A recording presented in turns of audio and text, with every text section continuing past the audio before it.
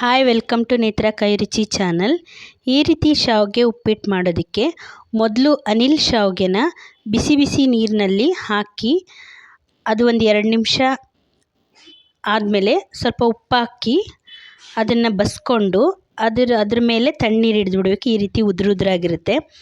ಇದಕ್ಕೆ ಮೆಣಸಿನ್ಕಾಯಿ, ಹಸಿರು ಮೆಣಸಿನ್ಕಾಯಿ, ಈರುಳ್ಳಿ, ಕ್ಯಾರೆಟು ಮತ್ತು ಕರಿಬೇವು ಸೊಪ್ಪು ಹಾಗೆ ಬೀನ್ಸು ಬೇಯಿಸಿರೋ ಬಟಾಣಿ ತೊಗೊಂಡಿದ್ದೀನಿ.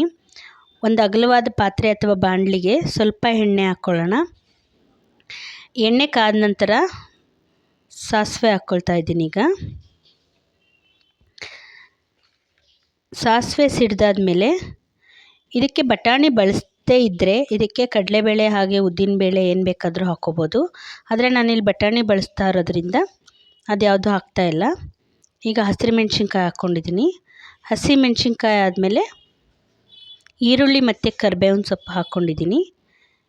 ಇದನ್ನೆಲ್ಲ ಎಣ್ಣೆಯಲ್ಲಿ ಚೆನ್ನಾಗಿ ಫ್ರೈ ಮಾಡ್ಕೊಳ್ಳೋಣ. ಈ ರೀತಿ ಚೆನ್ನಾಗಿ ಈರುಳ್ಳಿ ಕೆಂಪಗಾಗೋ ತನಕ ಫ್ರೈ ಮಾಡ್ಕೊಳ್ಳೋಣ.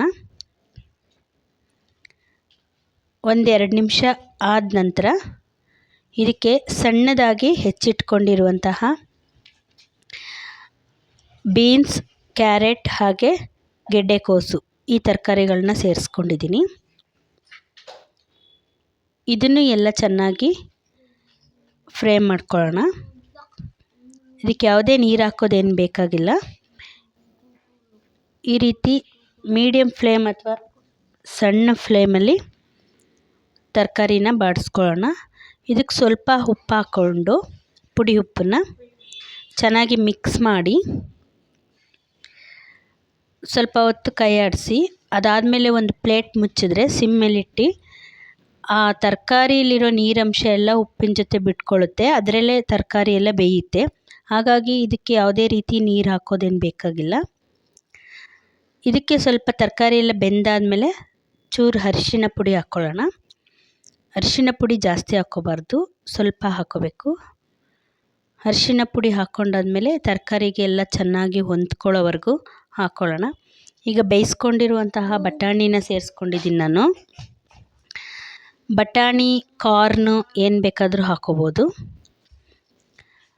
ಬಟಾಣಿನೂ ಎಲ್ಲ ಚೆನ್ನಾಗಿ ಬಟಾಣಿ ಬೇಯಿಸ್ಕೊಳ್ಳುವಾಗೆ ಸ್ವಲ್ಪ ಉಪ್ಪು ಹಾಕ್ಕೊಂಡಿರ್ತೀನಿ. ಇದೆಲ್ಲ ಚೆನ್ನಾಗಿ ಮಿಕ್ಸ್ ಆದಮೇಲೆ ಬೇಯಿಸ್ಕೊಂಡಿರುವಂತಹ ಶಾವಿಗೆನ ಹಾಕ್ಕೊಳ್ತಾ ಇದ್ದೀನಿ.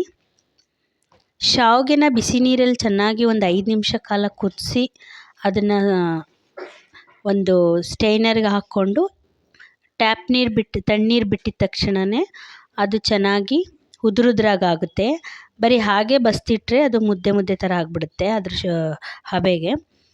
ಈ ರೀತಿ ಉದುರಾಗೆ ಇರುತ್ತೆ. ಈಗ ಚೆನ್ನಾಗಿ ಮಿಕ್ಸ್ ಮಾಡಬೇಕು ತರಕಾರಿ ಜೊತೆಗೆ.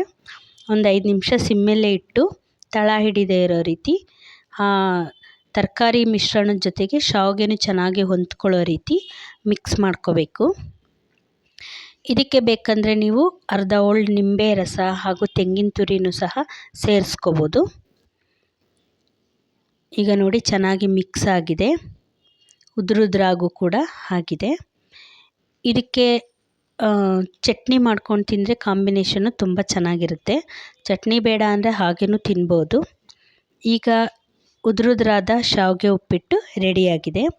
ಈ ರೆಸಿಪಿ ಇಷ್ಟ ಆಗಿದ್ರಲ್ಲಿ ಶೇರ್ ಮಾಡಿ ಹಾಗೆ ಕಮೆಂಟ್ ಮಾಡಿ.